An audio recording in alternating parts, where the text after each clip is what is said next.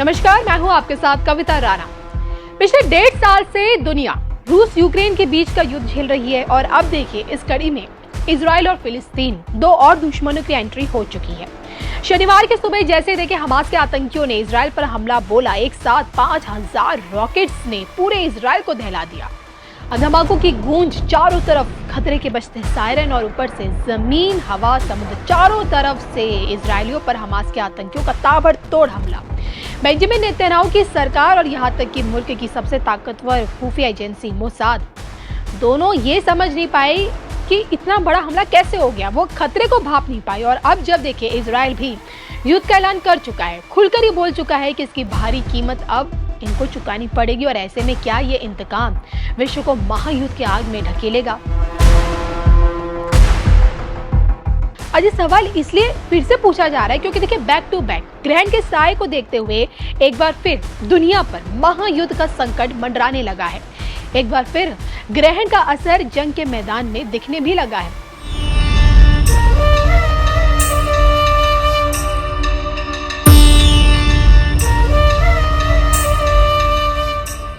आप कहेंगे कि भाई देखिए यहाँ दुनिया रूस, यूक्रेन, इजराइल, फिलिस्तीन के बीच छिड़ी जंग में उलझी हुई है, फंसी हुई है और हम यहाँ आपको ग्रहण पर चर्चा करवा रहे हैं। लेकिन आप ये नहीं जानते कि 15 दिनों के अंदर 2 ग्रहण के पड़ने से द्वापर युग में महाभारत जैसा भीषण युद्ध हुआ था। और आज एक बार फिर 15 दिनों के अंदर ही सूर्य ग्रहण और चंद्र ग्रहण के पड़ने से जंग के मैदान में महाभारत जैसा माहौल बनता हुआ भी दिख रहा है। जी हाँ, अब देखिए ना, वैज्ञानिक दृष्टि से ग्रहण को एक खगोलीय घटना के तौर पर देखा जाता है, सिंपल।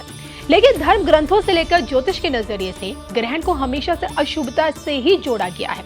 इसे अशुभता से इसलिए जोड़ा जाता है क्योंकि देखिए महाभारत काल में जब जब ग्रहण पड़ा कोई ना कोई अप्रिय घटना जरूर घटी और जिसकी कीमत पांडवों से लेकर कौरवों को भी चुकानी पड़ी। कहा जाता है कि द्रौपदी चिरहरण से पहले जो चौपड़ा खेला गया था वो भी सूर्य ग्रहण में ही खेला गया और ग्रहण काल में खेले गए इसी चौपड़ की पांडवों को एक भारी कीमत भी चुकानी पड़ी। इसमें देखिए दुर्योधन ने अपने मामा शकुनी के साथ मिलकर चौपड़ा खेला और इस चौपड़ में युधिष्ठिर ने द्रौपदी को दांव पर लगा दिया और ये ग्रहण का ही देखिए दुष्प्रभाव था कि उन्हें इस खेल में हार मिली।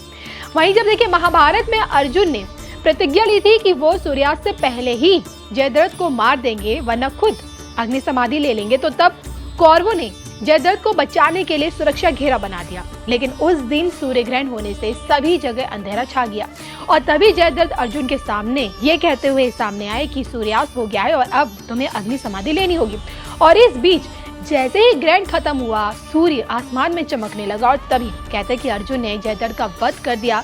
अब देखिए गौर करने वाली बात यह है कि महाभारत युद्ध की शुरुआत ग्रहण के समय हुई थी, वहीं युद्ध के आखिरी दिन भी ग्रहण था और इसके साथ ही साथ युद्ध के बीच में भी एक सूर्य ग्रहण और था और इस तरह से 3 ग्रहण होने की वजह से महाभारत का भीषण युद्ध लड़ा गया। तो ग्रहण का असर न सिर्फ महाभारत के युद्ध पर पड़ा बल्कि ग्रहण काल में ही भगवान श्री कृष्ण की नगरी द्वारिका पानी में डूब गई थी और पानी में डूबी कृष्ण नगरी के अवशेष आज भी आपको और हमें गुजरात के काठियावाड़ क्षेत्र में अरब सागर के द्वीप पर स्थित मिलते भी हैं। अब अगर देखिए मौजूदा स्थिति पर नजर डालें तो 14 अक्टूबर को साल का आखिरी सूर्य ग्रहण था और अब आगे 28 अक्टूबर को आखिरी चंद्र ग्रहण लगेगा। दोनों के बीच 15 दिनों का डिफरेंस है, 15 दिनों का अंतराल है और बैक टू बैक एक साथ इन 2 ग्रहण का काला साया जिसका असर इजराइल और फिलिस्तीन के युद्ध पर देखने को भी मिल रहा है। ग्रहण की ऐसी स्थिति पर पंडितों का यही कहना है कि जब जब ऐसे हालात बनते हैं तो एक ही पखवाड़े में जब 2 ग्रहण लगते हैं तो बड़ा बदलाव पूरी दुनिया में देखने को मिलता है। देशों में हलचल से मच जाती है, जो युद्ध पहले से चल रहे हैं वो और तेज हो जाते, तीव्र हो जाते हैं। प्राकृतिक आपदाएं भी पूरी तरह से आने लग जाती है, भूकंप और बाढ़ का खतरा हमेशा बना रहता है और ये सब आता भी है और ये सब कुछ वर्तमान में देखने को मिल भी रहा है। अब देखिए हम सब जानते हैं कि इजराइल इस युद्ध में अकेला नहीं है। हमास के हमले का जवाब इजराइल के साथ साथ खड़े अमेरिका, ब्रिटेन, यूरोप देश भी दे रहे। तो वहीं दुनिया के 57 इस्लामिक मुल्क खुलकर फिलिस्तीन के बारे में आ गए।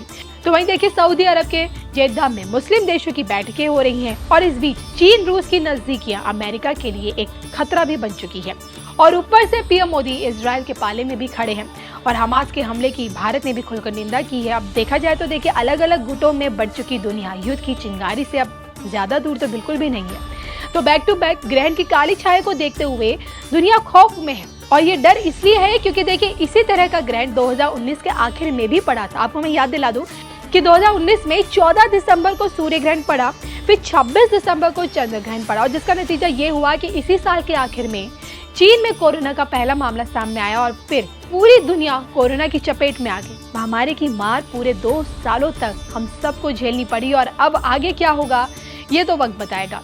बहरहाल इजराइल और फिलिस्तीन के युद्ध से संकटमय दुनिया या तीसरे विश्व युद्ध के मुहाने पर खड़ी है। क्या आपको भी ऐसा लगता है? कमेंट करके बताइएगा जरूर।